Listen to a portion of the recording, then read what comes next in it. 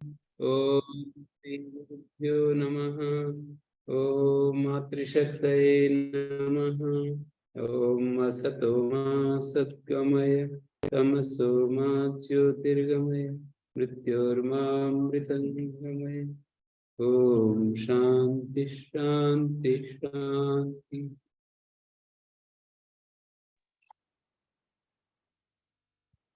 नमस्ते उपनिषद आचार्य। कक्षा 403।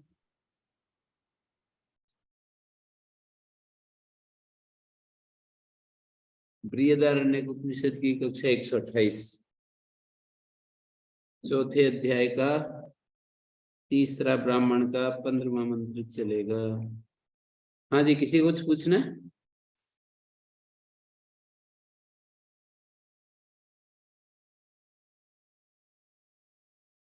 ओम गुरुजी।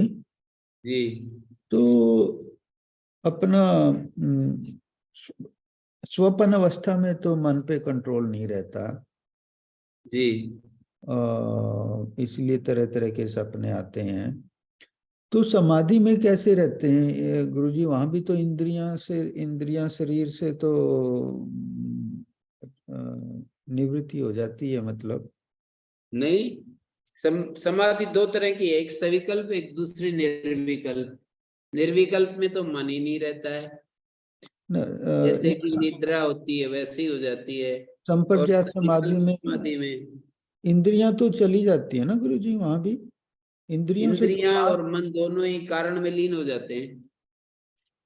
नहीं, संप्रज्ञात समाधि में मन तो रहता प्रज्ञात है। समाधि में इंद्रियां तो लीन हो जाती हैं, पर मन एकाग्र अवस्था में रहता है। स्वप्न जैसी नहीं स्थिति ना, मन एकाग्र अवस्था में है। तो उसको वहां मन को एकाग्र कौन करता है गुरुजी? और स्वपन में मन मतलब अनकंट्रोल रह जाता है। हाँ, स्वप्न में मन अनकंट्रोल्ड है, अपने संस्कार के हिसाब से उसमें चीजें वर्ती रहती हैं। आत्मा उनका दृष्टा बनकर देखता रहता है, मन में चीजें उभरती रहती हैं। जो संस्कार हैं वो कोई संस्कार प्रबल होकर के आ जाता है, कोई नहीं आता है। तो वही देख रहा गुरुजी, समाधि में तो मन संयमी रहता है, तो उसमें हाँ, समाधि में तो मन एकाग्र अवस्था में है ना। तो कौन सा ऐसा इंस्ट्रूमेंट है जो उस मन को संयम रखता है समाधि में? और मन को संयंत्रण करने वाला उस समय मन ही होता है। यानी मन का जो वो हिस्सा है ना, जो बुद्धि सात्विक का। प्रधान हिस्सा, वो रजस तमस प्रधान को नियंत्रित रखता है। जी। ऐसा कहते हैं ना, गुणवृत्ति विरोध सामान्य और विशेष के बीच में गुण गुणों की वृत्ति का विरोध रहता है। गुण वृत्ति विरोध किस किस का? सामान्य का और विशेष का विरोध नहीं होता है। सामान्य मतलब विशेष विशेष का विरोध होता है, सामान्य और विशेष का विरोध नहीं होता। सामान्य और विशेष का विरोध नहीं होता, विशेष विशेष, दो विशेष विशेष का विरोध होता है। जैसे सामान्य व्यक्ति का विशेष व्यक्ति के साथ कोई विरोध नहीं, जी। पर दो विशेष व्यक्तियों का विरोध होता है।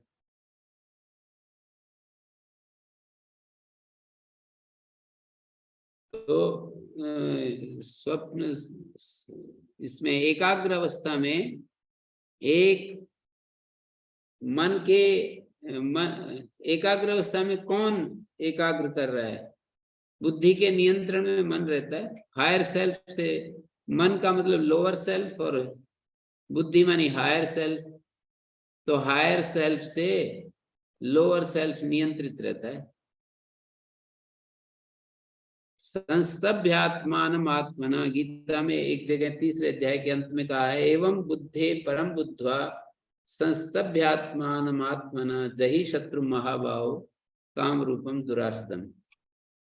एवं बुद्धे परम बुद्ध्वा, बुद्धि से परे भी कोई एक आत्म तत्व है।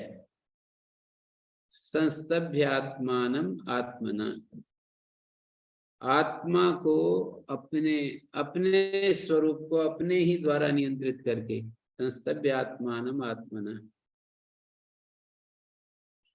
तो तो जागृत स्वप्न अवस्था में बुद्धि भी तो प्रकाशित हो रही है। स्वप्न अवस्था में तो एक ही चीज है कि उसमें जो संस्कार हैं, नियंत्रण करने वाली शक्ति नहीं है वहां कोई। नियंत्रण करने वाली शक्ति तो बस इतना ही है कि बहुत ज्यादा जिसके अंदर सात्विकता से भरे हुए संस्कार हो जाते हैं, तो वो संस्कार केवल सात्विक संस्कार उभरते रहते हैं अक्लिष्ट वृत्तियों के रूप में। उससे कोई कष्ट होता नहीं है जी।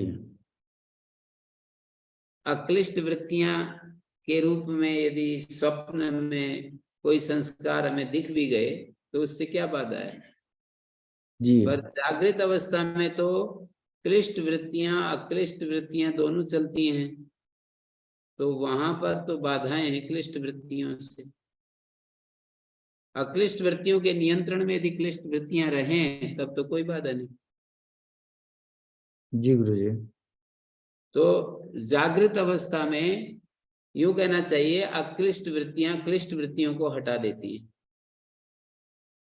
मानी जो समाधि की तरफ बढ़ रहा है, समाधि की तरफ बढ़ रहा है, उस व्यक्ति की जो अक्लिष्ट वृत्तियां हैं वो क्लिष्ट वृत्तियों को हटा देती। जी। वृत्तियां वृत्तियों को हटाती हैं और फिर संस्कारों को भी हटाती हैं।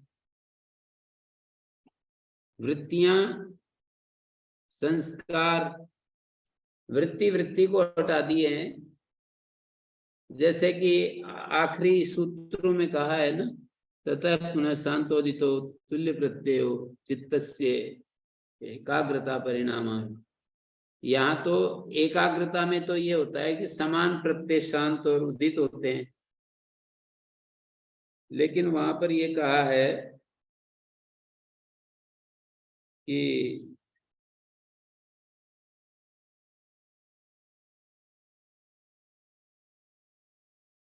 ये बताया कि जो समाधि परिणाम है ना, उस समाधि परिणाम में क्या होता है,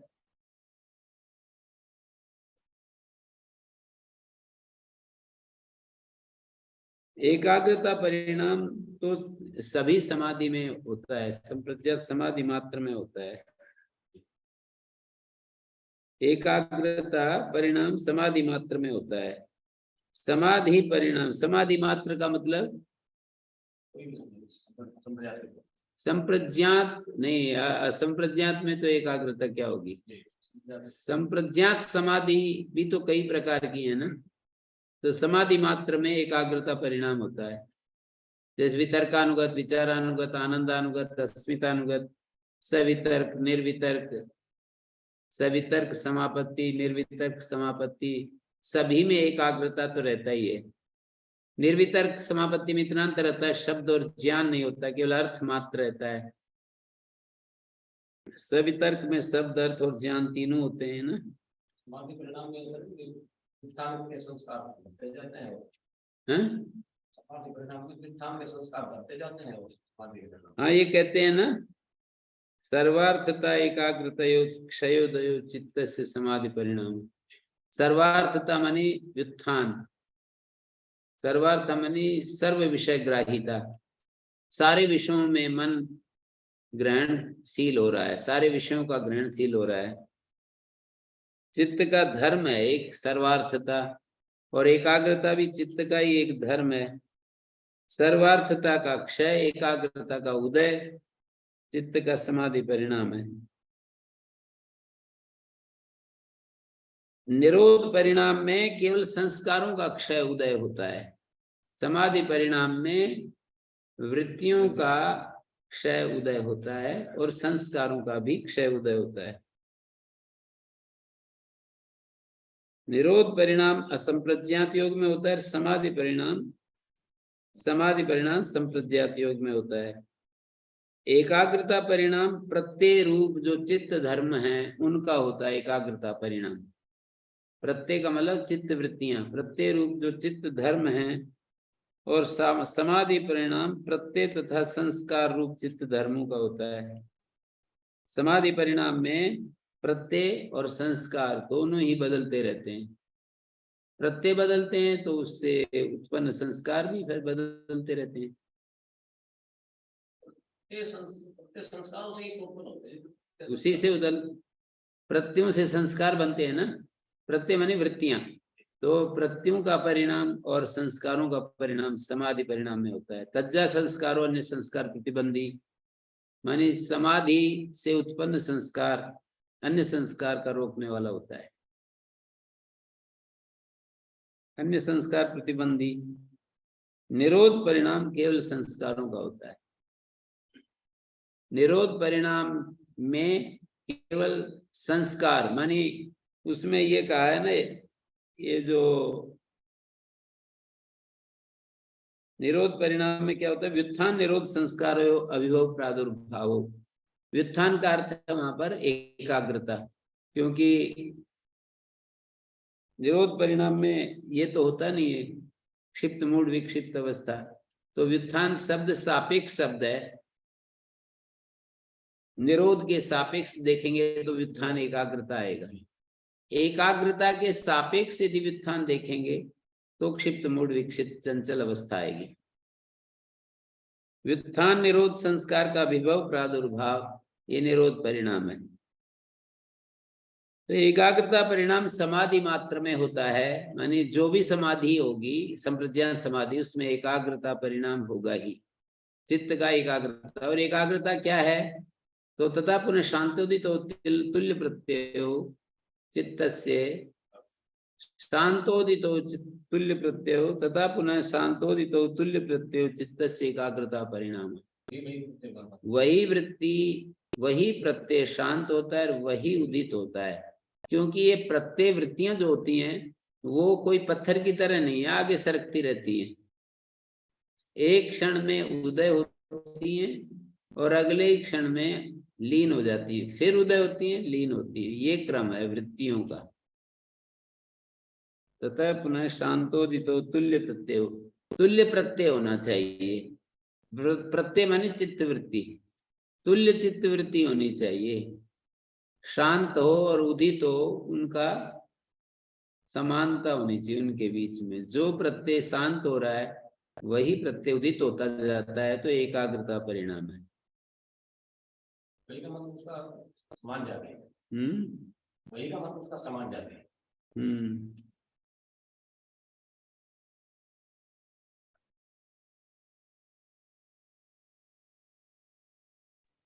गुरुजी, आपने कहा कि मन ही मन को शांत करता है, एकाग्र करता है जी, क्या बोला? आपने कहा कि मन ही मन को एकाग्र करता है। मन का मतलब मेरा अभिप्राय है, ऐसे तो मन मतलब एक अंतःकरण होता है ना हमारा, अंतःकरण होता है ना, उसको उसकी चार क्वालिटी हैं। एक निर्णय करने की, समझने की क्वालिटी अंतःकरण में। एक अंतःकरण की क्वालिटी है संकल्प और विकल्प करने की, माने संशय करने की।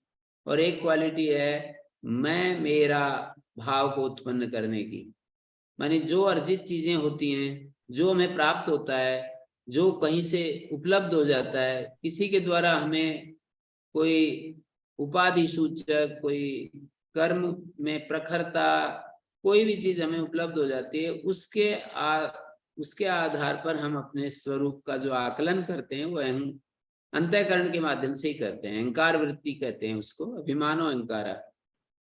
जो चीज भी हमें उपलब्ध है उसके साथ मैं और मेरे का संबंध जोड़ देते हैं, ये मैं हूं, ये मेरा है। अंतःकरण की एक वृत्ति है। और पिछली भूतकाल की चीजों को याद करते हैं, वो भी अंतःकरण की वृत्ति है। तो अंतःकरण एक है, उसके कार्य चार हैं। जब वो निश्चय करता है तो वो अंतःकरण की वो वृत्ति होती है बुद्धि रूप में, अध्यवसाय बुद्धि। जब अभिमान करता है तो अहंकार, अंतःकरण का अहंकार धर्म सक्रिय होता है। स्मरण करता है तो चित्त नामक अहंकार, ये क्या बोलते हैं, अंतःकरण का चित्त रूप सक्रिय होता है। अहंकार अंतःकरण का चित्त रूप सक्रिय होता है, अंतःकरण का अभिमान रूप सक्रिय होता है, अंतःकरण का निश्चय करने वाला रूप सक्रिय होता है, अंतःकरण का निश्चय करने वाला रूप सक्रिय होता है तो बुद्धि कहते हैं, अंतःकरण का अभिमान करने वाला रूप सक्रिय होता है तो अहंकार कहते हैं, अंतःकरण का स्मरण करने वाला रूप सक्रिय होता है तो चित्त कहते हैं, अंतःकरण का संकल्प विकल्प करने वाला, विकल्प माने संशय, अंतःकरण का संकल्प विकल्प करने वाला रूप सक्रिय होता है तो मन कहलाता है सारा। इसको आप मन कह दीजिए एक शब्द से, इसको चित्त कह दीजिए, बृहदारण्यक में मन कह दिया। उसके 10 वृत्तियों, मन की 10 वृत्तियों को गिनाकर सर्वम मना एव ऐसे कह दिया। कामा विचिकित्सा श्रद्धा श्रद्धा धृति ऐसे करके, धी भी री इत्यादि, लज्जा करना, ये सब मन ही है। तो मैंने ये कहा कि हमारा मन का नियंत्रण करता है, इसका तात्पर्य लेना पड़ेगा कि हमारी जो अंतःकरण की जो ज्ञान शक्ति, प्रबल ज्ञान शक्ति है, वो उसकी चंचलता रूप, मतलब अंतःकरण या बुद्धि या मन 3 गुणों का बना हुआ है। तो जो सत्वगुण प्रधान अवस्था है ना, वो रजोगुण तमोगुण को नियंत्रित करती है,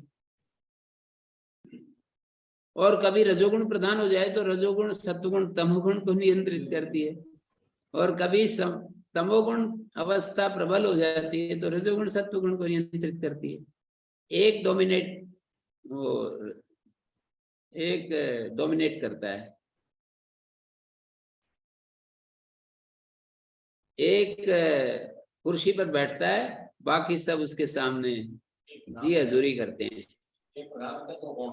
हाँ, एक अवस्था प्रधान होती है, 2 गुण होते हैं, ठीक है ना? जी गुरु जी। और आपने एक और कहा कि आत्मा का जो साक्षात्कार है वो संप्रज्ञात में होता है कि असंप्रज्ञात में होता है? संप्रज्ञात में ही हो जाता है। संप्रज्ञात में क्या होता है?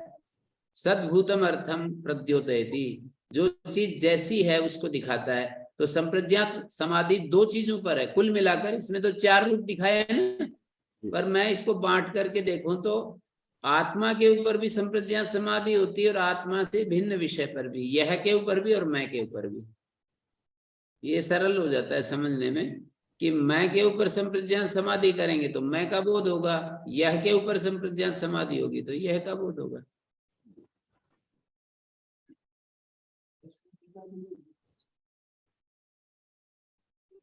असंप्रज्ञात समाधि में तो कोई वृत्ति नहीं है ना, विषय ही नहीं है तो किसके ऊपर केंद्रित होंगे? विषय रहित निरालंब अवस्था है ना, विषय रहित निरालंब अवस्था है असंप्रज्ञात समाधि। कोई विषय का मतलब आलम्बन, कोई ना कोई आलम्बन होना चाहिए। आलम्बन कुल मिलाकर के 2 हैं, मैं या यह के 3 रूप की हैं योग शास्त्र में, स्थूल सूक्ष्म और आनंद। यह को 3 भागों में बांट दिया, स्थूल विषय, सूक्ष्म विषय और आनंद। आनंद भी यहाँ योग दर्शन की भाषा में आनंद कहें तो वो यह के अंतर्गत ही है। जो सुख विशेष, जन्य सुख विशेष है ना, उसको आनंद कहा है। जो भी जन्य सुख है वो आनंद है, और मैं को अस्मिता शब्द से कहा है।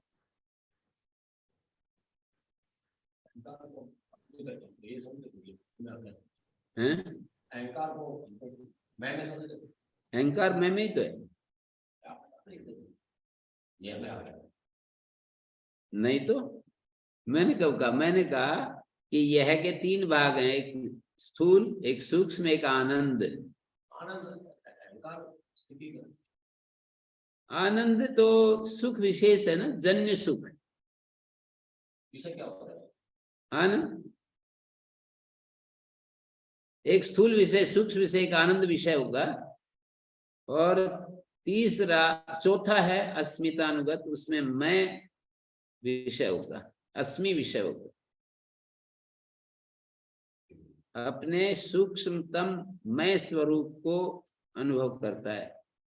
तम अणुमात्र आत्मान अनुविद्य अस्मि इति तावत् संप्रजानीते। एक तो स्थूल का ग्रहण करने वाली होती है, दूसरी सूक्ष्मता और तीसरी अहंकार का, मैं का, और चौथी पहले अस्मिता का। अस्मिता उधर अपना स्वरूप हो गया।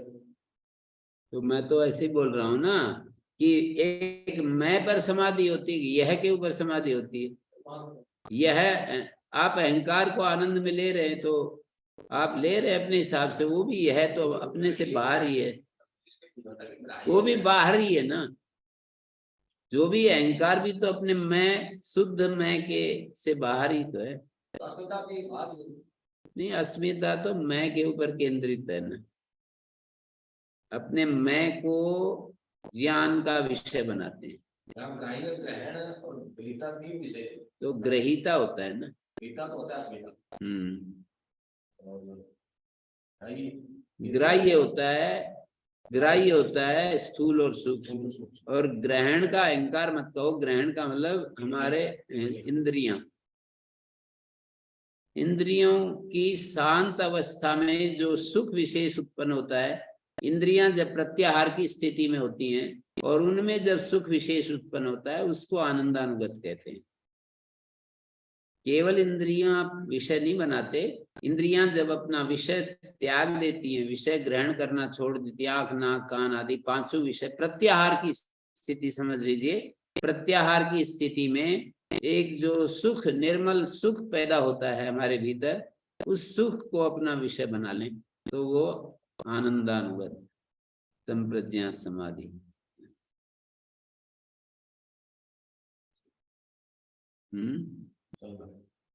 ग्राह्य में तो वही विषय होते हैं, और ग्रहण में इंद्रियों के उपरत होने पर सात्विक सुख उत्पन्न होगा, स्वाभाविक उत्पन्न होगा। वो तो प्रत्याहार की स्थिति में सुख होगा। तो उस अवस्था में उस सुख विशेष को योग मात्र स्थिरता है, ऐसे भी कह सकते हैं।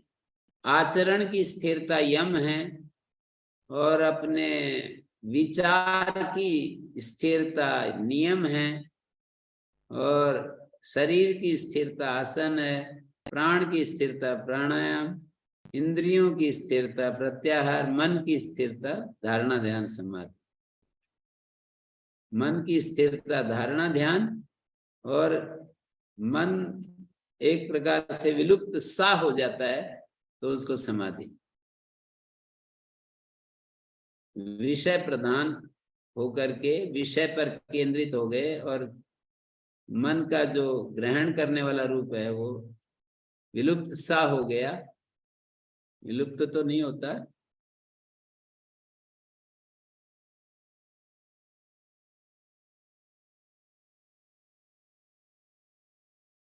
निरोध परिणाम केवल संस्कारों का क्षय उदय है। समाधि परिणाम संस्कार और प्रत्यय दोनों का क्षय उदय है। समाधि परिणाम संस्कारों का और प्रत्ययों का, समाधि परिणाम संस्कार और प्रत्यय दोनों का क्षय उदय है। सर्वार्थता का एक संस्कार होता है, उसका क्षय होता है। एकाग्रता उदय होता है। यानी सर्वार्थता का संस्कार और संस्कार से जनित जो प्रत्यय होता है उन दोनों का क्षय होता है, और एकाग्रता का संस्कार और एकाग्रता एक प्रत्ययता का उपचय होता है। तो इस तरह से ये है, आपने चर्चा की इसलिए मैंने। जी जी गुरु जी।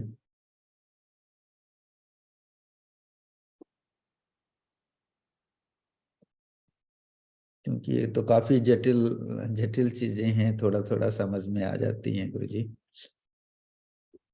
हाँ, समझ में आने के बाद तो,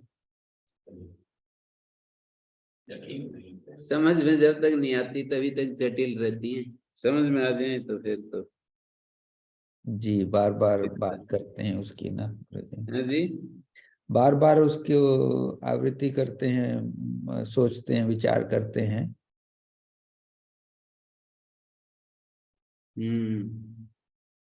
तो जागृत अवस्था में मतलब एकाग्रता भी रहती है और चंचलता भी रहती है। तो चंचलता तो योग नहीं होती है ना, एकाग्रता का नाम ही योग है।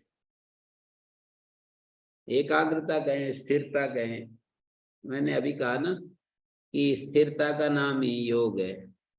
चाहे वो आचरण की स्थिरता है, यम के नाम से जो हम कहते हैं आचरण की स्थिरता है, यम अहिंसा सत्यस्ते ब्रह्मचर्य परिग्रह, आचरण की स्थिरता है। विचार की स्थिरता है, शौच संतोष तपस्या अध्याय ईश्वर प्रणिधान। आसन की स्थिरता, प्राण की स्थिरता, और इंद्रियों की स्थिरता, और मन की स्थिरता। देखो सारी चीज आ गई।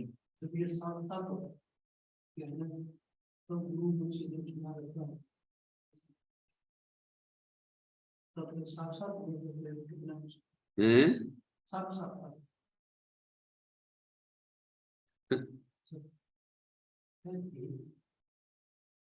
सुसुप्ति के भोग से आत्मा की असंगता दिखा रहे हैं अब आगे।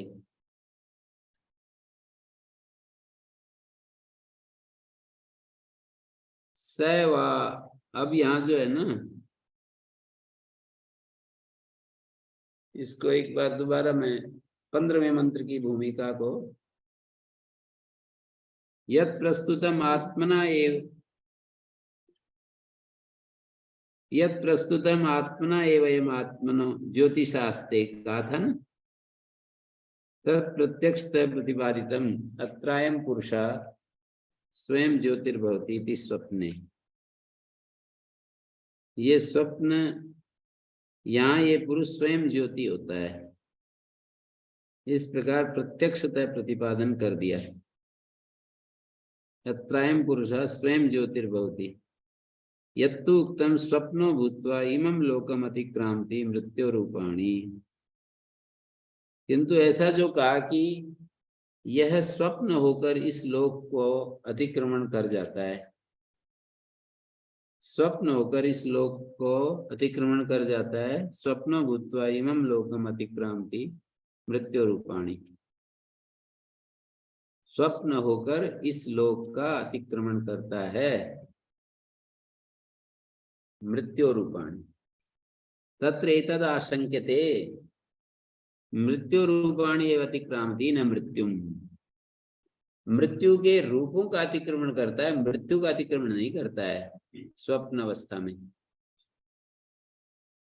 प्रत्यक्षम एतत् स्वप्ने कार्यकरण व्यावृत्तस्यापि, ये हमारे प्रत्यक्ष अनुभव में आता है कि स्वप्न में कार्यकरण व्यावृत्तस्यापि मोद त्रास आदि दर्शनम, मोद और त्रास आदि देखने में आते हैं।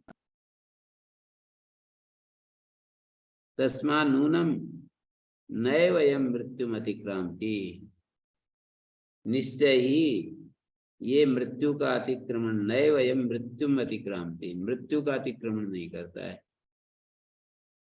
नैव अयम मृत्युम अतिक्रांति, तस्मा नूनम नैवयम मृत्युम अतिक्रांति। ये बात प्रत्यक्ष ही है, निश्चय ये मृत्यु का अतिक्रमण नहीं करता है। कर्मणो ही मृत्यु कार्यम मोद त्रासादि दृश्यते। मृत्यु का जो कार्य है ना, प्रसन्नता और भय आदि वो दिखाई देते हैं। यदि से मृत्यु ना बद्धा एवं स्वभावतः, यदि वो मृत्यु से ही स्वभावतः बंधा हुआ है तो फिर अतिक्रमण नहीं होगा। तो विमोक्षो नोपपद्यते, नहीं स्वभावात कश्चित् विमुक्तो भवति, स्वभाव से कोई भी नहीं छूटता है। अग्नि स्वभाव से उष्ण है तो कभी भी अपने स्वभाव का त्याग नहीं करेगी। अत स्वभाव न भवति मृत्यु, और यदि मृत्यु स्वभाव ना हो ततस्तस्मान् मोक्षा उपपत्स्यते। यदि मृत्यु स्वभाव न हो तो उससे मोक्ष होना संभव हो जाएगा। यथासो मृत्युरात्मीयो धर्मो न भवति, जैसे मृत्यु आत्मा का धर्म नहीं होता है, मृत्यु जो है आत्मा का धर्म नहीं है। वो दिखाने के लिए, ये दिखाने के लिए अब आगे मोक्ष के लिए उपदेश कीजिए। मृत्यु आत्मीयो धर्मो न भवति, इसी बात को आगे के संदर्भ में समझाया है। मृत्यु आत्मीय धर्म नहीं है, तथा प्रदर्शनाय अतः ऊर्ध्वं विमोक्षाय ब्रूहि, ऐसा बात याज्ञवल्क्य से पूछी है। ऐसी बात सैवाइस एतस्मिन् संप्रसादे रत्वा चरित्वा दृष्ट्वैव पुण्यं च पापं च पुनः प्रतिन्यायं प्रतियोनौ योन्याद्रवति स्वप्नाय स यत् तत्र किंचित् पश्यति अनन्वागतस्तेन भवति असंगो हि अयं पुरुषः इत्येवम् एव एतत् याज्ञवल्क्य। सोहम भगवते सहस्रम ददामि अतः ऊर्ध्वं विमोक्षाय ब्रूहि इति। हाँ जी, ये अन्य मृत्यु का अतिक्रमण दिखाया है, वो किस अवस्था में? अन्य उपनिषदों में और जगह कुछ मृत्यु की क्रिया कहीं पर भी मृत्यु का अतिक्रमण करता है, मृत्यु को दान करता है, तो वहां पर किस चीज को बताया है? मृत्यु का जो रूप है ना, कार्य और कारण बताएं, और मृत्यु है कर्म और अविद्या। दो बात समझ में आ गई तो ठीक है। बस मृत्यु का मतलब हमारे जो कर्म है ना, सकाम कर्म, कामना युक्त जो कर्म है, क्लिष्ट मृत्यु है, क्लिष्ट वृत्तियां मृत्यु हैं, या क्लिष्ट कर्म मृत्यु हैं, क्लिष्ट संस्कार मृत्यु हैं। तीन चीजें बोल सकते हैं मृत्यु क्या है। क्लिष्ट कर्म मतलब क्लिष्ट वृत्तियों से उत्पन्न जो कर्म है वो क्लिष्ट कर्म होते हैं, क्लेश युक्त कर्म। अविद्या, अस्मिता, राग, द्वेष, अभिनिवेश के साथ जो कर्म किए जाते हैं ना, उनको क्लिष्ट कर्म कहते हैं। और इन क्लेश के जो अविद्या, अस्मिता, राग, द्वेष के जो संस्कार हैं, और इन संस्कारों से जो हमारे चित्त में वृत्ति उत्पन्न होती है, एक तो शरीर, वाणी और मन से कर्म होते हैं, एक चित्त में वृत्ति उत्पन्न होती है, चित्त में संस्कार रहते हैं। ये तीनों ही वृत्तियां, ये तीनों ही मृत्यु हैं। कार्यकरण संघात तो मृत्यु के रूप हो गए। शरीर और इंद्रियां मृत्यु के रूप हैं। और मृत्यु क्या है? क्लिष्ट कर्म, क्लिष्ट संस्कार, क्लिष्ट वृत्ति। इन कार्यकरण संघात के द्वारा जो कर्म किए जाएंगे वो मृत्यु है।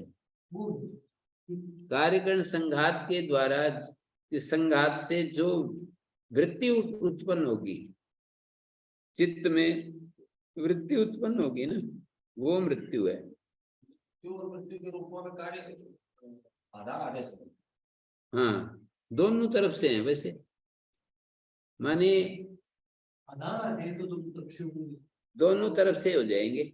आश्रय आश्रयी संबंध तो कि एक बार ये जो संस्कार हैं, क्लिष्ट कर्म हैं, क्लिष्ट वृत्तियां हैं, इनके आश्रय से ही तो ये शरीर टिके हुए हैं। इनके ऊपर शरीर का इन्हीं से तो शरीर का निर्माण होता है, और शरीर में ही ये तीनों रहती हैं।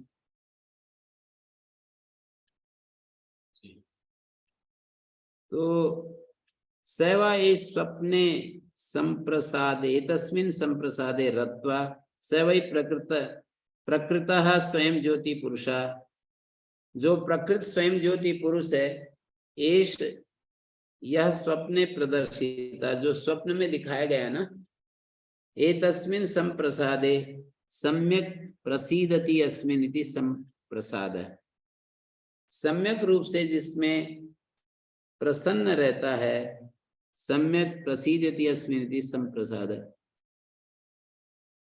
संप्रसाद निद्रा अवस्था का नाम है, जिसमें बिल्कुल दुख रहित अवस्था में रहता है। प्रसन्न का मतलब दुख रहित अवस्था। आप ये उपनिषदों की ये शैली है, जागृत स्वप्न सुसुप्ति के माध्यम से आत्मा तक पहुंचाना। ये कोई कोई महापुरुष किसी किसी चीज को बहुत ही ज्यादा महत्व देते हैं, कोई कोई ग्रंथ किसी चीज को बहुत ज्यादा महत्व देते हैं। महर्षि दयानंद की शैली से मुझसे कोई पूछे तो वो महत्व देते हैं, एक तो नित्य प्रति योग साधना ध्यान जिसको कहते हैं, और व्यवहार काल में यम नियम के अभ्यास को। यम नियम का जो अनुष्ठान है, व्यवहार काल में बिल्कुल शुद्ध व्यवहार करना, राग द्वेष से विमुक्त होकर के व्यवहार करना, और इंद्रियों को अपने वश में रखना। तीन बातें उनकी, व्यवहार शुद्ध करना, इंद्रियों को अपने वश में रखना और नित्य प्रति ध्यान करना। उनकी प्रक्रिया में ये है। यहाँ उपनिषद की प्रक्रिया में जागृत स्वप्न सुषुप्ति को ले आते हैं हर जगह, बार बार बार बार। ये स्वामी दयानंद ने इस तरफ बिल्कुल भी ध्यान नहीं दिया है, ना तो मतलब उनकी शैली में ये है, और इसका उन्होंने कोई उजागर भी नहीं किया है। उन्होंने ये तीन बातें पकड़ी हैं, व्यक्ति को अपनी इंद्रियों को अपने वश में रखना, और व्यवहार राग द्वेष से मुक्त होकर के करना, और रोजाना ध्यान करना है। आप वास्तव में हैं? हाँ बिल्कुल ये कहिए।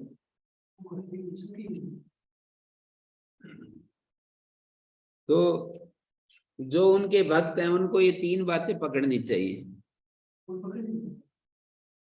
मतलब यदि कोई वास्तव में महर्षि दयानंद को अपना मार्गदर्शक, पथ प्रदर्शक और अपना आदर्श मानता है, तो ये तीन बातें पकड़नी पड़ेंगी। उपनिषद का भक्त है तो उसको जागृत स्वप्न सुसुप्ति को पकड़ना पड़ेगा।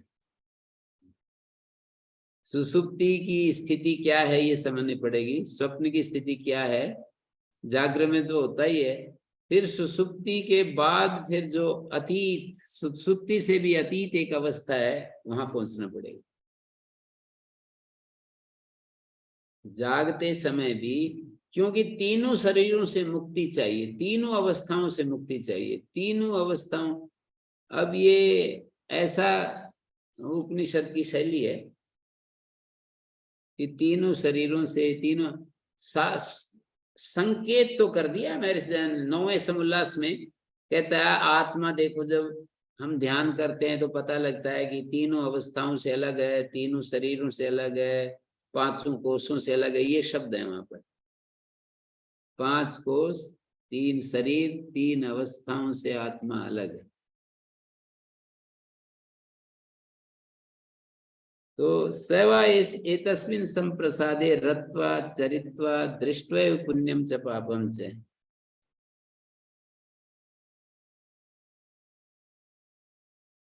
वो प्रकृत स्वयं ज्योति पुरुष जो कि स्वप्न में दिखाया ना, स्वप्न में दिखाया उसका स्वयं ज्योति पुरुष।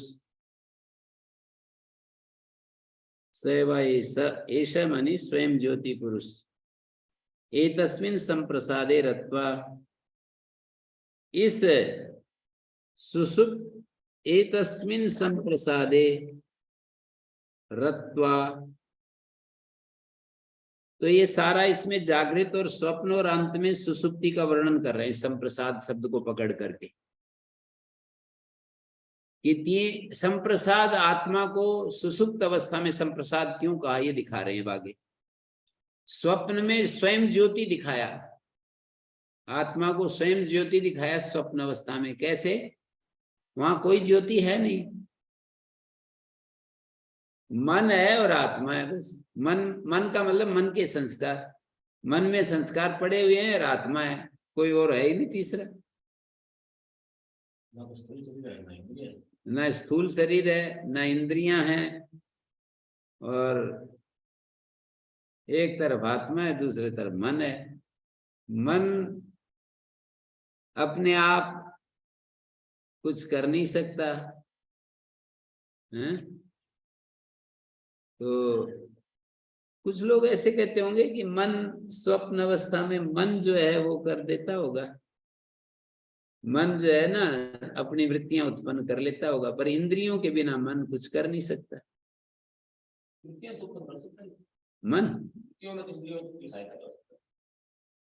हाँ, वृत्तियां तो उत्पन्न कर सकता है, बस संस्कार करते हैं दृष्टि पर उसमें देखने वाला कौन रहेगा? देखने वाला तो आप में रहेगा, या फिर अंतःकरण की तो बात करते हैं, हैं? या फिर अंतःकरण का तो दूसरा बात करने के लिए अस्मिता देख रहा है तो मान उठा रहा है, ऐसा क्यों? तो सम्यक प्रसिद्धति अस्मिन् संप्रसाद, अगले 2 पंक्तियों में जागृत और स्वप्न का वर्णन करके सुसुप्ति पर जा रहे हैं। जागृते देहेंद्रिय व्यापार शत सन्निपातजम हित्वा कालुष्यम, ये सैकड़ों जो देहेंद्रिय व्यापार की जो सैकड़ों अवस्थाएं होती हैं, देह इंद्रियों के सैकड़ों व्यापारों के संबंध से जो क्लेश होता है ना, सन्निपातजम हित्वा कालुष्यम तेभ्यो विप्रयुक्ता ईषत् प्रसीदति स्वप्ने, उनसे हटा हुआ ईषत् प्रसीदति स्वप्ने, स्वप्न में ईषत् प्रसीदति, ईषत् शब्द का डाला, स्वप्न में थोड़ा क्लेश कम होता है, थोड़ा क्लेश कम होता है। ईषत् प्रसिद्धि, थोड़ा क्लेश कम होता है, मेरी थोड़ी प्रसन्नता आती है, थोड़ी निर्मलता आती है। इहितु सुसुप्ते सम्यक प्रसीदति, ये अंतर है। सुसुप्ति में सम्यक प्रसीदति, जागृत में और स्वप्न में क्या होता है? जागृत अवस्था में तो बड़ा झगड़ा रहता है, बिल्कुल रचा पचा रहता है क्लेशों में, हैं? जागृत अवस्था में क्लेशों में रचा पचा रहता है। स्वप्न में शरीर के जो सुख आदि है जाते हैं, हाँ, थोड़ा प्रसन्नता आ जाती है स्वप्न में। जैसे उसके संस्कार होंगे वैसे ही, हाँ, वैसे ही होगा, और क्या है, तो संस्कार जैसे मन में रखता हूँ उसमें थोड़ा तो अंतर पड़ेगा ना। मान लीजिए, जागृत में मतलब प्रवाह ज्यादा तेज होता है, हैं? जागृत में प्रवाह ज्यादा तेज होता है, प्रवाह बहुत तेज होता है ना, जागृत में प्रवाह तेज होता है, स्वप्न में थोड़ा सा प्रवाह कम होता है, वेग कम होता है ना। और सुसुप्त में सम्यक प्रसिद्धि इत्यतः सुसुप्तम संप्रसाद उच्यते, संप्रसाद को सुसुप्त। फिर तुरंत भाष्यकार एक प्रमाण दे देते हैं, तीर्णो ही सदा सर्वान शोकान, सारे शोकों से पार चला जाता है। तीर्णो ही तदा सर्वान शोकान, सलिल एको दृष्टा, जल में प्रतिबिंब के समान एक ही दृष्टा है, ऐसा कहना होगा। सुसुप्त स्थम आत्मान, सुसुप्त में स्थित जो आत्मा है उसके बारे में ये शब्द कहा है 32 में, इसी चौथे अध्याय के तीसरे ब्राह्मण का 32वां जो श्लोक है उसमें ये कहा है, सलीला एको दृष्टा। यहाँ पर दिया है, टिप्पणी दी है नीचे 943 पृष्ठ पर, शांकर भाष्य में प्राय अनेकों जगह सुसुप्ति के दृष्टांत से मुक्त आत्मा के स्वरूप का कुछ आभास किया गया है। इससे कुछ लोग इस भ्रम में पड़ जाते हैं कि सुसुप्त अवस्था में स्थित और मुक्त पुरुष की प्राय एक ही स्थिति होती है, मुक्त पुरुष हो या सुसुप्त अवस्था में हो। और सांख्य में भी कहा है ना, समाधि सुसुप्ति मोक्षेषु ब्रह्म रूपता, पर ये तो केवल मोटा मोटा समझाने के लिए होता है, किंतु ऐसा समझना भारी भूल है। मुक्त पुरुष का सभी अवस्थाओं, स्थूल सूक्ष्म और कारण शरीर से भी सदा के लिए 5 कोशों से अवस्थाएं, जागृत स्वप्न सुसुप्ति, स्थूल सूक्ष्म कारण और 5 कोशों से संबंध छूट जाता है, उसके सभी माइक बंधनों का अत्यंत अभाव हो जाता है। लोक दृष्टि में उसके शारीरिक व्यवहारों की प्रतीति होती रहने पर भी मुक्त पुरुष का उनसे कुछ भी संपर्क नहीं रहता। लोक व्यवहार में करता हुआ दिखता है, पर क्या है, कुछ नहीं कर रहा है। कुर्वन् अपि न लिप्यते, माने दिखता है करता हुआ, पर कुर्वन् अपि न करोति, करता हुआ भी कुछ नहीं कर रहा। परंतु सुसुप्ति एक अवस्था है जो स्वयं बंधन है। अतः सुसुप्त जीव की मुक्त आत्मा के साथ कोई वास्तविक समानता नहीं, इसका दृष्टांत इसलिए दिया जाता है कि जिस प्रकार मुक्त आत्मा सभी प्रकार के हर्ष शोक आदि विकारों से सदा के लिए संबंध रहित हो जाता है, उसी प्रकार सुसुप्त जीव भी कुछ क्षण के लिए हर्ष शोक आदि की अनुभूति से रहित होता है, क्योंकि उस समय वह अव्याकृत माया के अंशभूत कारण शरीर के सहित ही ब्रह्म में स्थित होता है, इसलिए उसे कुछ भान नहीं होता। यदि वास्तव में मुक्त की सी ही उसकी स्थिति होती तो पुनः संसार में उसका प्रत्यागमन नहीं होता। एक बार सोने के बाद सुसुप्ति के सुख को मोक्ष सुख मानकर उसके अनुभव के लिए रात दिन सोए पड़े रहने की भूल कभी नहीं करनी चाहिए है। तो ये तो सही इन्होंने विश्लेषण किया। सुसुप्तस्थम आत्मानम सलिला एको दृष्टा, सलिल एको दृष्टा, सलीले एको दृष्टा, जल में प्रतिबिंब के समान एक ही दृष्टा ऐसा कहेगा। सलीला एक दृष्टा, यहाँ सलील सप्तमी मान ली इन्होंने। ये पृष्ठ है 4332, 4332 मंत्र में 4332 यहाँ पर सलील एक दृष्टा जो शब्द है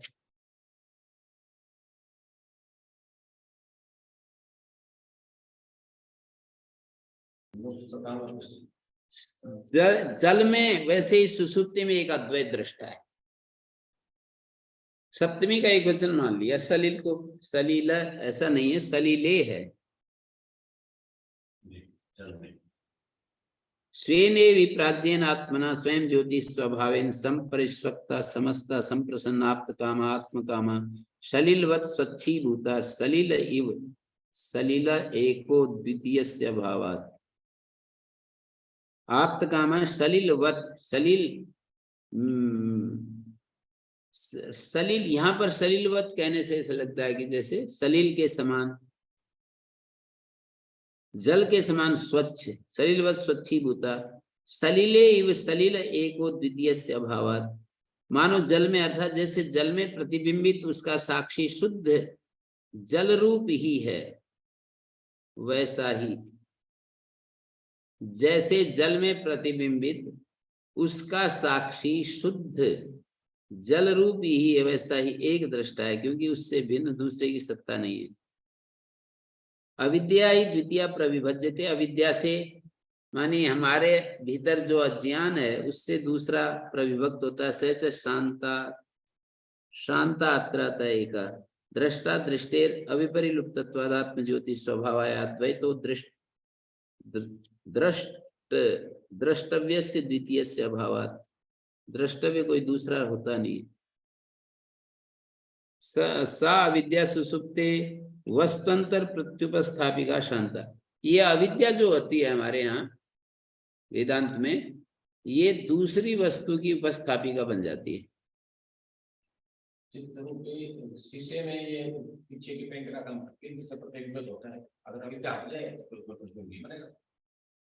सुसुप्त में, सुसुप्त अवस्था में अविद्या वस्तुअंतर प्रत्युपस्थापिका शांता, वस्तुअंतर की उपस्थापित अन्यथा ग्रहण और अग्रहण भी कराती है अविद्या।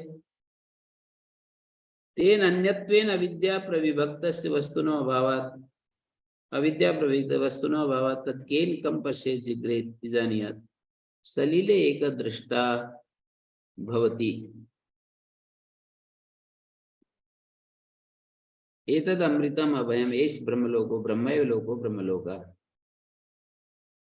एष ब्रह्मलोका सम्राट इति मनुष्यशास याज्वल ऐसा से परमा गति, ऐसा से परमा संपद, ऐसा से परमो लोका, मानी वह इस पुरुष की परम गति है, ये उसकी परम संपत्ति है, इसका परम लोक है, ये इसका परम आनंद है, इसे परमानंद है। एतस्यैव आनंद सन्यानि भूतानि मात्राम उपजयन्ति, इस आनंद की ही अन्य जो भूत हैं वो मात्रा का वो उपजीवन करते हैं।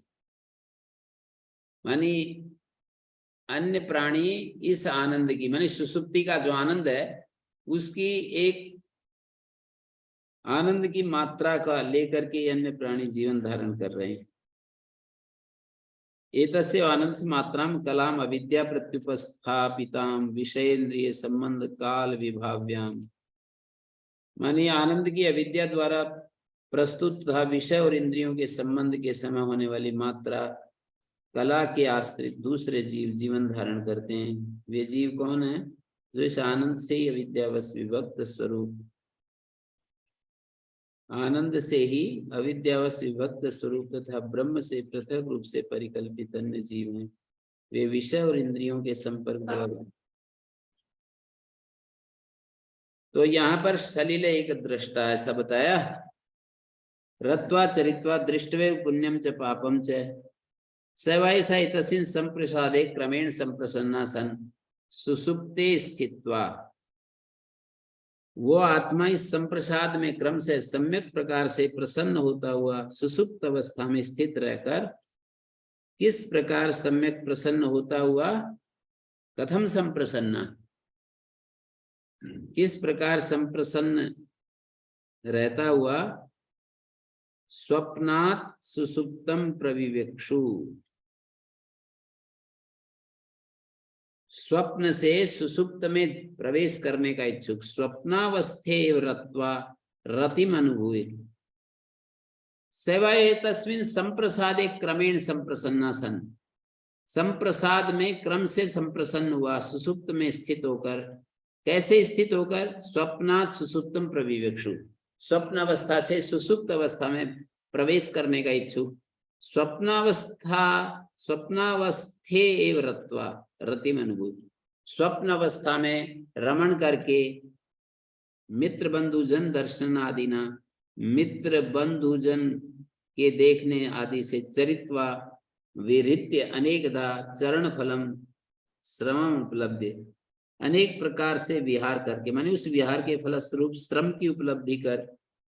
तात्पर्य केवल देखकर, करके नहीं, किसे? पुण्यम च दृष्ट्वैव न कृत्वा, पुण्यम च पुण्य फलम पापम च पाप फलम न तो पुण्य पापयो साक्षात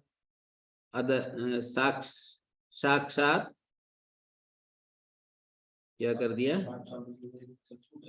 एक द छूट गया है, साक्षात दर्शनम अस्तिति अवोचान। पाप पुण्य का साक्षात दर्शन तो नहीं होता है।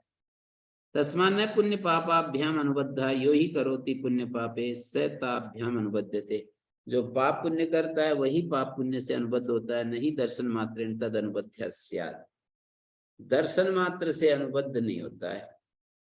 वैसे तो यूं भी कहते हैं कि भाई देखने वाला भी उतना ही पापी है जितना करने वाला, पर वो अलग भाव में, क्योंकि उसकी सहमति हो जाती है उसमें देखने में। विरोध भी कर सकते हैं, वहाँ तो कर्म की स्वतंत्रता होगी, यहाँ स्वतंत्रता नहीं। हाँ, स्वप्न अवस्था में कुछ भी हो उसका कर्मा से नहीं बनता, ऐसे बताते हैं। कर्म की स्वतंत्रता ही नहीं। चोरी कर लेगा तो भी वो उसका कर्मा से नहीं बनेगा, संस्कार तो बनता है, संस्कार तो बनता है, प्रभाव तो पड़ता है उसका। नींद में कोई भयभीत हो गया उठकर भी उसको काफी समय तक भय लगता है, वैसी स्थिति होने पर फिर भय लगता है। तस्मात् स्वप्न भूत्वा मृत्युमति क्रांति एव, स्वप्न होकर वो मृत्यु को पार कर जाता है। न मृत्यु रूपाणी एव केवलम, केवल मृत्यु के रूपों को ही पार नहीं करता, मृत्यु को भी पार करता है, यूं कह रहे हैं। स्वप्न जो है उसमें कुछ हल्का हो गया ना, केवल मृत्यु के रूप जो हैं कार्यकरण इनको ही पार नहीं करता, मृत्यु को भी पार करता। तो न मृत्यु और आत्म स्वभावत्व आशंका, तो मृत्यु आत्मा का स्वभाव है ऐसा आशंका नहीं हो सकती। मृत्यु से स्वभाव से, यदि इसका स्वभाव हो जाए मृत्यु आत्मा का, स्वप्ने भी कुर्यात्, मृत्यु से स्वभाव से स्वप्न में भी उसको पकड़े रहेगी। स्वप्न में क्यों छूटती है मृत्यु?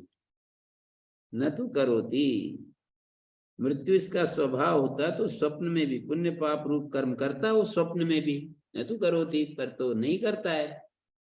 स्वप्न में मृत्यु का रूप ही नहीं छूटता, मृत्यु भी छूटती है। कैसे?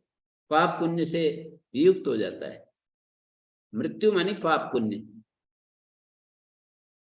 स्वभाव चेत क्रिया स्यात्, यदि स्वभाव होता तो क्रिया भी होती है, स्वभाव होता तो क्रिया भी होती, फिर उसका छुटकारा हो ही नहीं सकता था।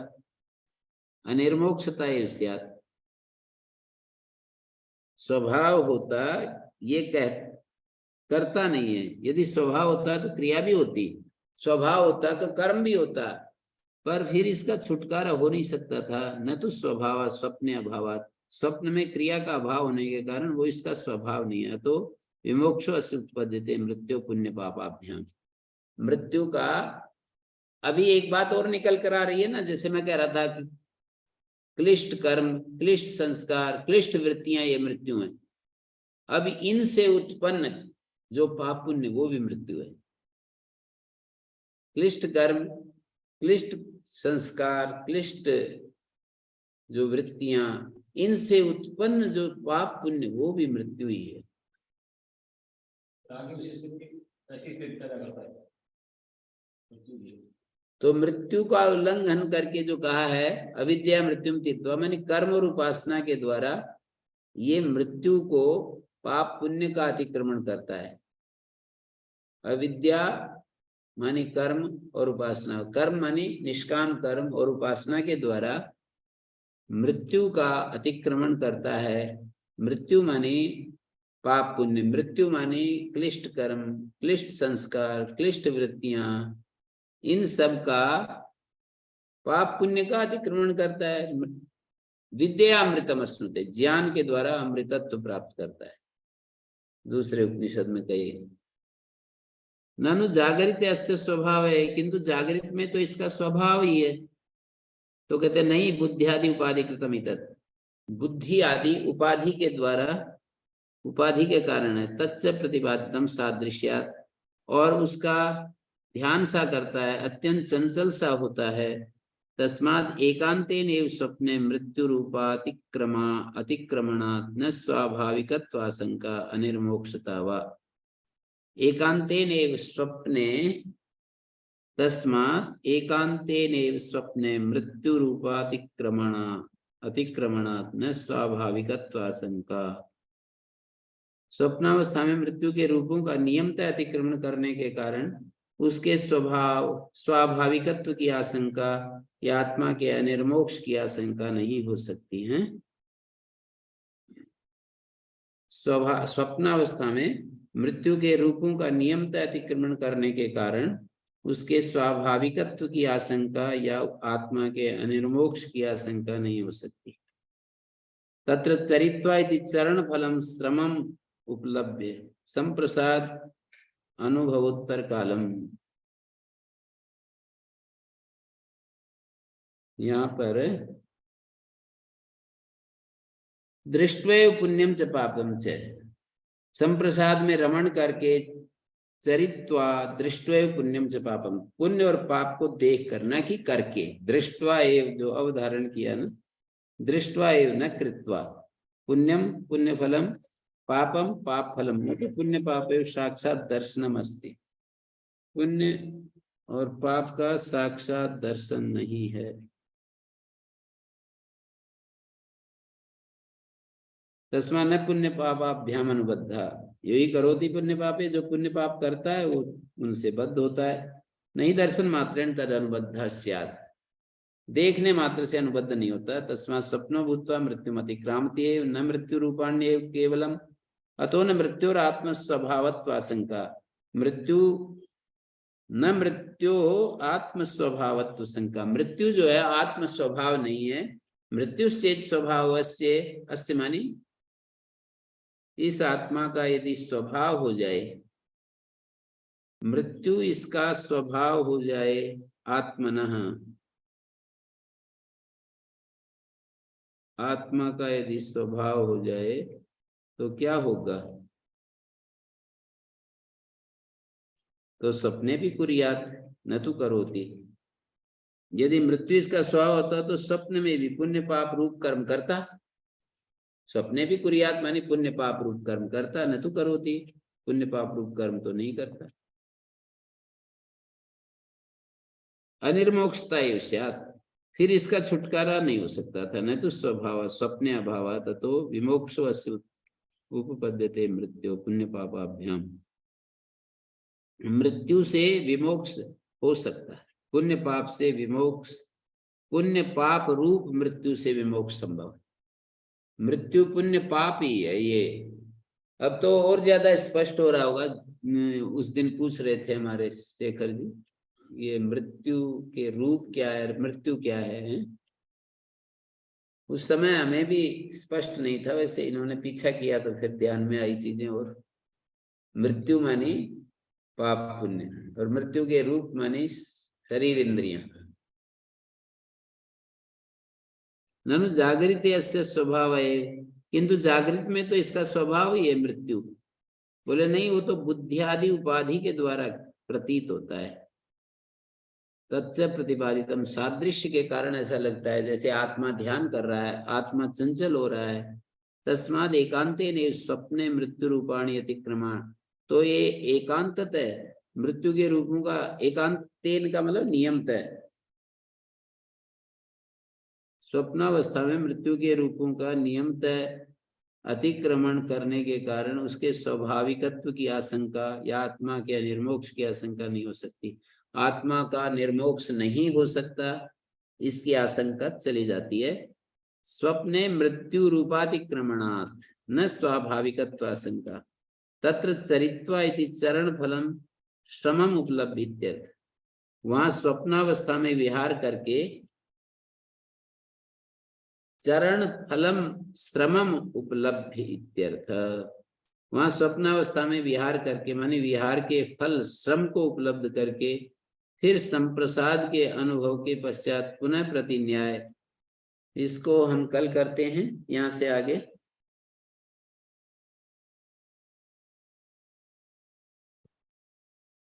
कल तो नहीं होगा पाठ, परसों करते हैं।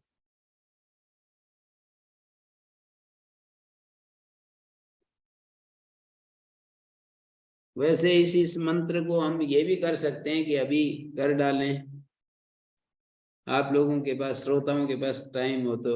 वक्ता के पास तो टाइम ही टाइम है। गुरु जी कर देते हैं।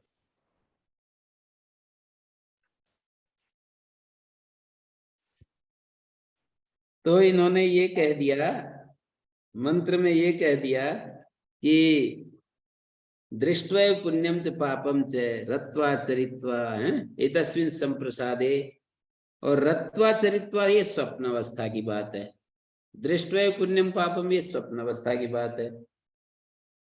संप्रसाद में एतस्मिन् संप्रसादे, यहाँ हम अल्पविराम लगा लें, सैवा ऐसा, यहाँ भी अल्पविराम, एतस्मिन् संप्रसाद। और रत्वा चरित्वा संप्रसाद में नहीं है। रत्वा चरिता तो सामर्थ्य से स्वप्न को पकड़ना पड़ेगा। संप्रसाद अवस्था में, या ये भी हो सकता है कि संप्रसाद का मतलब स्वप्न को भी किंचित संप्रसाद मान करके कह रहे होंगे रत्वा चरित्वा। संप्रसाद वैसे वास्तविक संप्रसाद तो सुसुप्ति अवस्था होती है। में तो रत्वा चरित्वा संभव नहीं।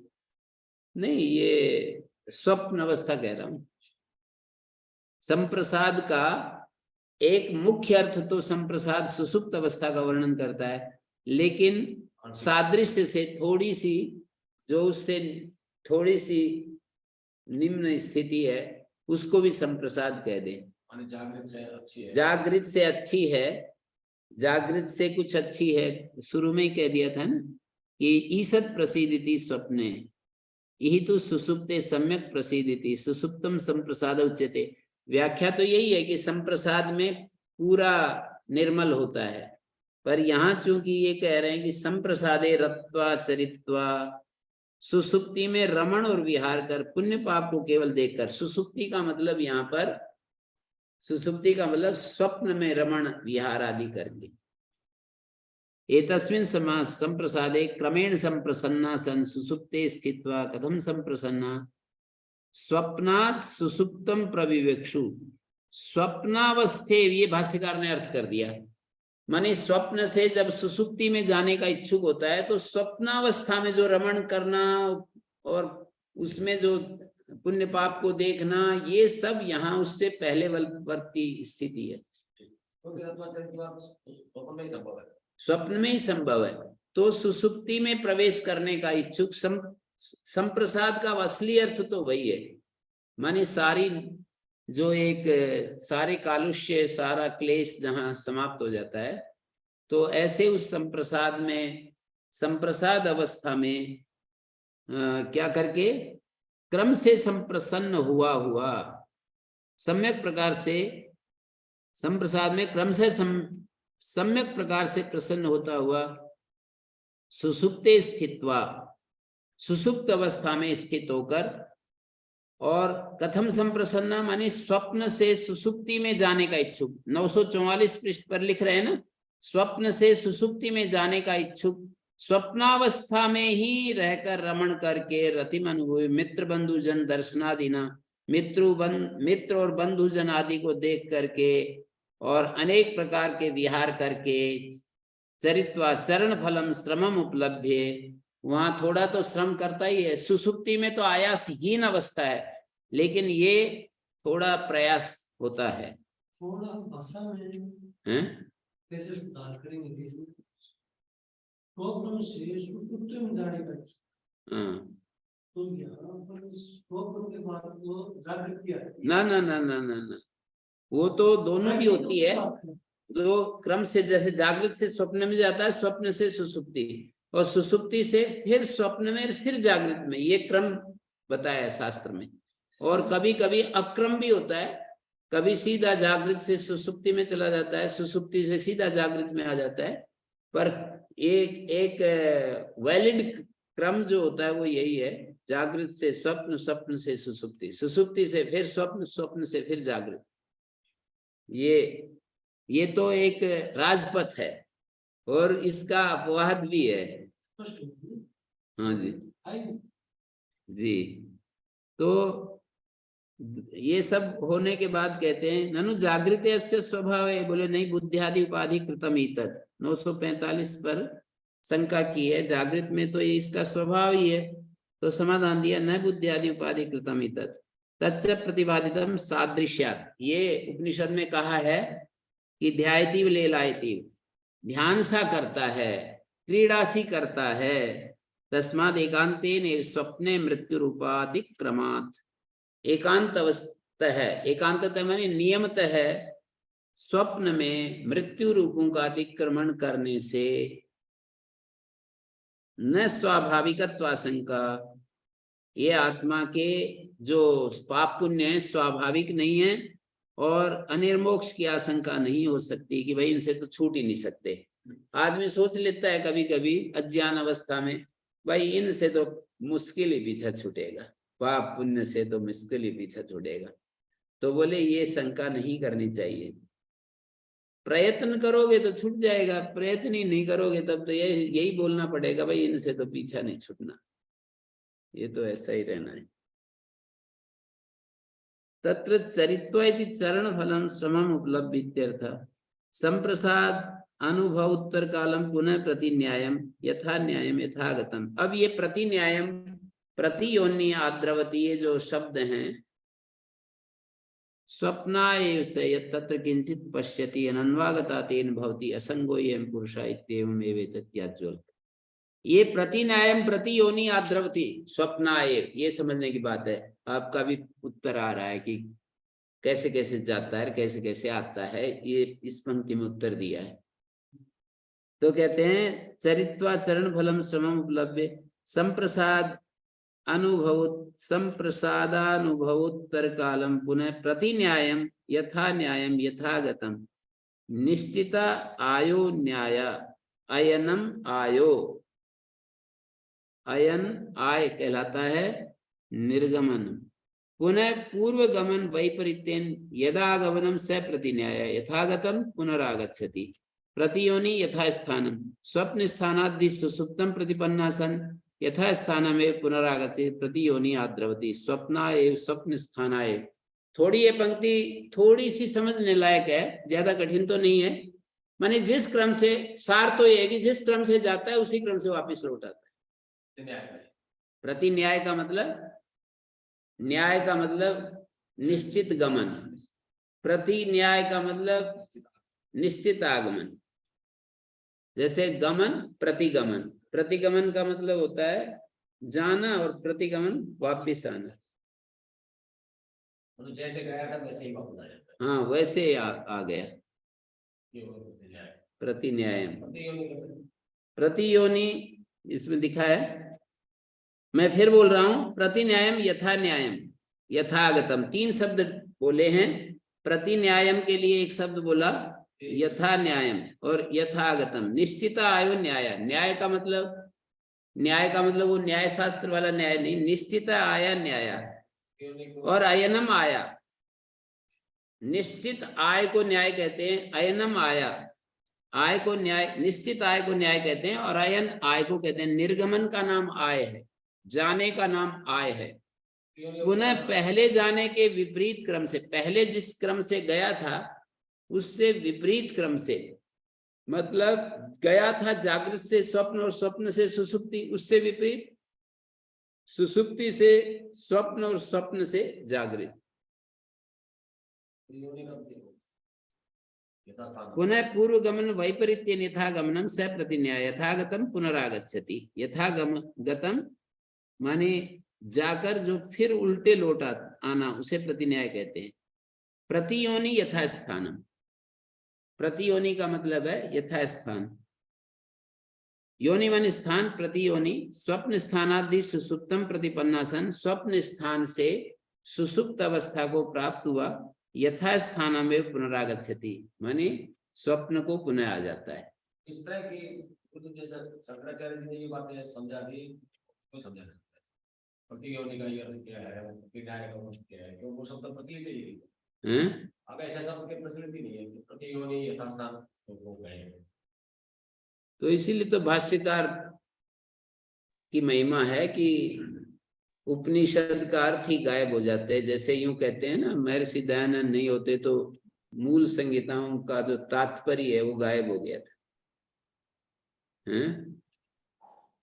तो ऐसे ही उपनिषद का तात्पर्य ही गायब हो गया था यदि आचार्य शंकर बीच में ना आते थे। ब्रह्म सूत्र और ये जो उपनिषद और गीता का जो मर्म है वो गायब हो गया तीनों ग्रंथों को, इसलिए प्रस्थान त्रयी बोलते हैं उनके लिए। पद्धति वाले शंकराचार्य जी का उसका वेदांत वो जो भी खंडन करते हैं वो तो उन्हीं का आधार लेकर के तो करते हैं। हाँ ये समझ में आया। हाँ, उसी को आधार लेके करना है, अपनी तरफ उनके पास कुछ नहीं है। कुछ भी नहीं है उनके पास। वो नहीं होते ना तो कुछ बात ही नहीं थी। तो यथा जागरिते तथा करो, मैं ये देख रहा था। प्रति योनि का अर्थ है प्रति यथा स्थान। प्रति योनि शब्द का अर्थ किया यथा स्थान, और प्रति न्याय का अर्थ है यथागमन। यथागतम पुनरागच्छति, यथागमनम स प्रति न्याय यथागतम पुनरागमनम। न्याय मतलब जिस रास्ते से गया वो रास्ता, और प्रतियोनि जिस स्थान से गया वो स्थान। हाँ, मतलब जिस सुषुप्त स्थान, जागृत स्थान, स्वप्न स्थान, इसको यथा प्रति योनि कह रहे हैं स्थान को, और गमन को प्रति न्याय। जिस रीति से गमन किया उसी रीति से वापिस आ गया। प्रति न्याय प्रति योनि आद्रवती आगच्छति, प्रति योनि आद्रवती स्वप्ना एव स्वप्न स्थाना एव लौट आता है। ननु स्वप्नेन करोति पुण्य पापे तयो फलम एव पश्यति कथम अवगम्यते। ये कैसे जाना गया कि वो स्वप्न में पाप पुण्य करता नहीं, केवल उनके फल को ही देखता है, ये कैसे जान लिया? यथा जागरिते तथा करोत्येव स्वप्ने, ये प्रश्न कर रहे हैं कि जैसे जागृत में वैसे ही स्वप्न में भी करता है। तुल्यत्वा दर्शनस्य इत्यतः स आत्मा यत् किंचित तत्र स्वप्ने पश्यति पुण्य पाप फलम। वो आत्मा जो कुछ देखता है स्वप्न में पुण्य पाप का फल, अनन्वागता अननुबद्धातेन दृष्टेन भवति नैव अनुबद्धो भवति, वो उस पाप से अनन्वद्ध होता है, निर्लिप्त रहता है। अनन्वागतास्तेन पापेन पुण्येन वा, ऐसा शब्द है ना, कि वो स यत् तत्र किंचित पश्यति, यहां तक एक पंक्ति हो गई थी। पुनः प्रतिन्यायम प्रतियोनि आद्रवती, प्रतिन्याय और प्रतियोनि दो शब्द थे। आद्रवती मानी आगच्छति स्वप्नाएव, स्वप्न के लिए वापिस आ जाता है, सुसुप्ति से स्वप्न के लिए वापिस आ जाता है। आद्रवती मानी आगच्छति। स तत्र किंचित पश्यति अनन्वागतातेन भवति, उससे वो अनन्वागत असंबद्ध रहता है। और फिर ये कहा असंगो ही एवं पुरुष इत्येवमेव एतत् न तु करोति स्वभावतश्चेत। अच्छा कहाँ पहुंच गए मैं? ये बोले ननु स्वप्नेन करोति पुण्य पापे तयो फलमेव पश्यति, किंतु ये कैसे जाना गया कि वो स्वप्न में पुण्य पाप करता नहीं, केवल उनके फल को देखता है? तो कहते यथा जागृते तथा करोत्येव स्वप्ने, हम तो ये देख रहे हैं कि जैसे जागृत में है वैसे ही स्वप्न में भी करता है। तुल्यता दर्शन से, तो इसका उत्तर श्रुति देती है कि स आत्मा यत्किंचित तत्र स्वप्ने पश्यति पुण्य पाप फलम अनन्वागतो अननुबुद्धा तेन दृष्टेन भवति, वो जैसा देखता है उसके साथ असंबद्ध ही रहता है, नैव अनुबद्धो भवति। यदि स्वप्ने कृतम एव तेन स्यात्, यदि स्वप्न में वो कार्य उसके द्वारा किया हुआ होता, तेन अनुबद्धे, तो जरूर बन जाता, किया होता तो जरूर बन जाता। स्वप्नाद उत्थितो भी समन्वागता स्यात्, और स्वप्न से उठने पर भी उससे संश्लिष्ट रहता। न च तल लोके स्वप्नकृत कर्मणा अनन्वागतत्व प्रसिद्धि, पर लोक में ऐसा नहीं है। लोक में स्वप्न में किए हुए कर्म से संश्लेष होने की प्रसिद्धि नहीं है कि मैंने तो आज उसका काम कर दिया। हाँ, स्वप्न में जी मैंने स्वप्न में कोर्ट में जा कहते मैंने स्वप्न में जी इसको हत्या कर दी थी मैंने इसकी, आपको दंड देना तो दे दो। तो बोले जाओ क्या फालतू बातें करते हो हैं?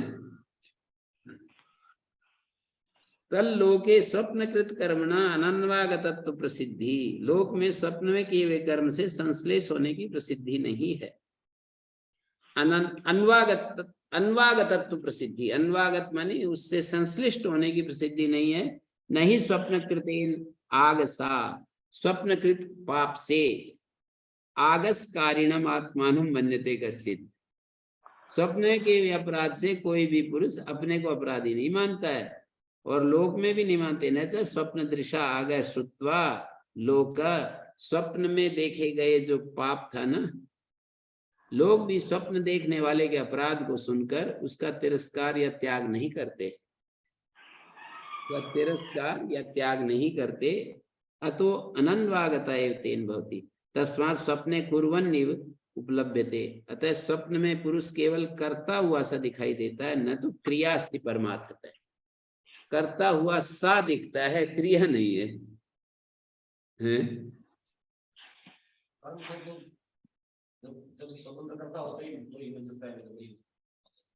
कोई क्रिया नहीं होती। इसी से मानव स्त्रियों के साथ आनंद अनुभव करता रहता है, ऐसा मंत्र में कहा है।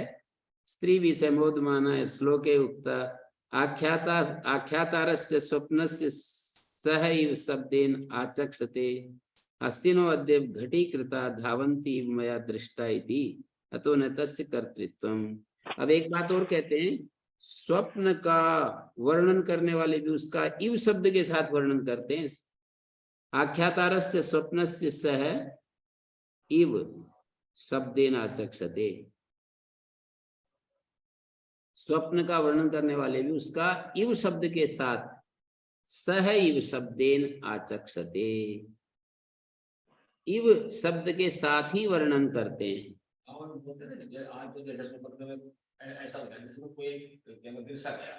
इव शब्देन आचक्षते, हस्तिनो अद्य घटीकृता, आज मैंने हाथियों को एकत्रित होकर दौड़ते हुए से देखा।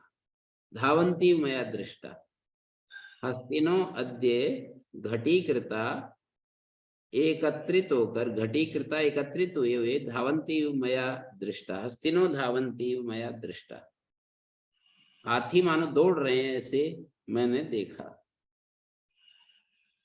अतो न तस्य कर्तृत्वम, स्वप्न दृष्टा में कर्तृत्व नहीं है। कथम पुनः अकर्तृत्वम, कार्यकरण मूर्त संश्लेषो मूर्तस्य सतु क्रिया हेतुर्दृष्ट नहीं अमूर्ता कश्चित् क्रियावान दृश्यते अमूर्ता आत्मा अतो असंग यस्माच्च संगोयं पुरुषः तस्मात् अनन्वागता तेन स्वप्न दृष्टेन अतएव न क्रिया अतएव न क्रिया कर्तृत्व अस्य कश्चित् उत्पद्यते। क्रिया कर्तृत्व नहीं उत्पन्न होता, कार्यकरण संश्लेषे नहीं कर्तृत्व स्यात्।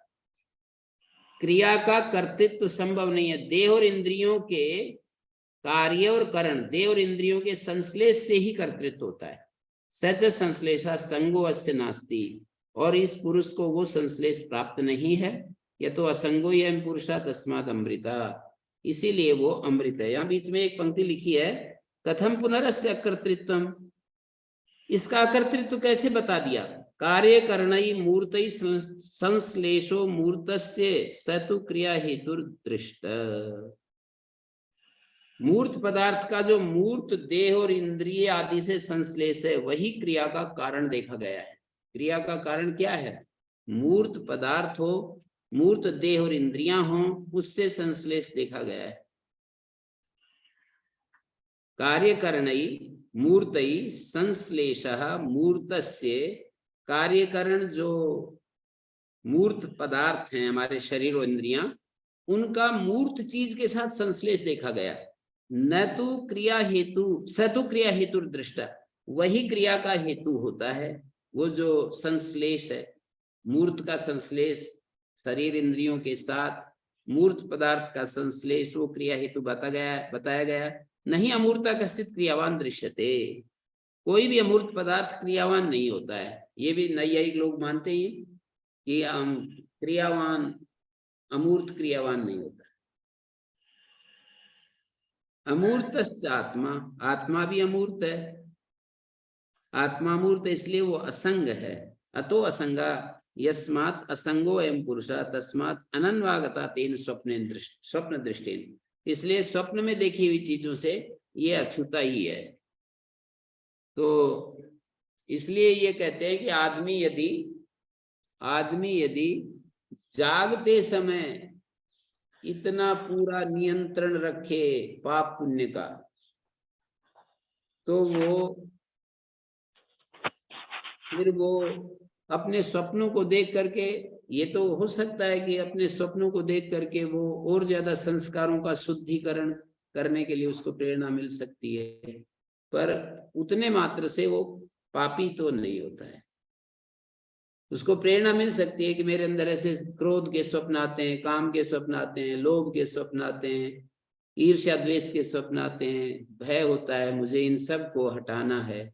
माँ, इससे ये स्वप्न में मेरे को चीजें दिखाई दे रही, तो संस्कार है। अपने संस्कारों की सत्ता का अनुभव होता है, और वो उन पर साधक व्यक्ति अपने संस्कारों पर काम कर सकता है। तो एवं एवेतद्याज्वल सोहम भगवते सहस्त्रम ददामी, इसके लिए मैं आपको 1000 मुद्राएं देता हूँ। अतो ऊर्ध्वम मोक्षाय ब्रूहि, मोक्ष पदार्थ एक देश से कर्म प्रविवेक सम्यक दर्शितत्वात्। आपने जो बताया मोक्ष पदार्थ का एक देश कर्म विवेक का अच्छी तरह दिग्दर्शन करा दिया, कर्म का जो प्रविवेक है, अतएव ऊर्ध्वम, इससे आगे मोक्ष के लिए ही आप वर्णन कीजिए। तो ये यहाँ तक हमने 15वां मंत्र पूरा किया। ओम शांति शांति शांति। परसों आप लोगों